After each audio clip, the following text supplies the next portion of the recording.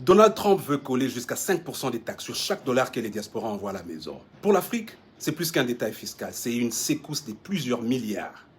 Un projet de loi inscrit dans le futur budget américain, le One Big Beautiful Bill, stipule que toute personne non citoyenne qui envoie de l'argent depuis les États-Unis vers l'étranger paierait une taxe fédérale comprise entre 3,5 et 5%.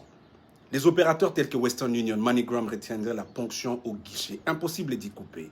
Pourquoi c'est un séisme? En 2024, les diasporas africaines ont transféré environ 54 milliards de dollars vers l'Afrique subsaharienne, plus que l'aide publique au développement, et souvent plus stable que les investissements directs étrangers. Le Nigeria, le Ghana ou le Kenya figurent en première ligne. Pour le seul Nigeria, on parle de 19 à 20 milliards de dollars par an. Une ponction de 5% sera égale à 1 milliard évaporé rien que pour ce pays. Conséquences directes attendues. Hausse de coûts d'envoi. Le tarif moyen grimperait près de 10% si on doit ajouter les frais ordinaires des transferts. Ensuite, les glissements vers l'informel, la crypto, les hawala, cash à la valise, moins de traçabilité et plus des risques de blanchiment. Et il faut aussi dire qu'il y a le choc pour les familles. Il faut retenir que pour beaucoup, la scolarité, les loyers, les soins, tout est payé par ces transferts.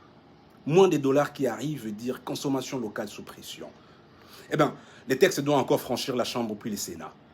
Les banques et les organisations des migrants font déjà du lobbying pour les bloquer ou en réduire les taux. Taxer les remises, c'est taxer la survie économique des millions de foyers africains. Si la loi passe, il faudra réinventer la roue du dollar, et très vite. Alors, like, partage et dis-moi en commentaire comment enverrais-tu tes fonds si ces taxes devenaient réalité. Let's build.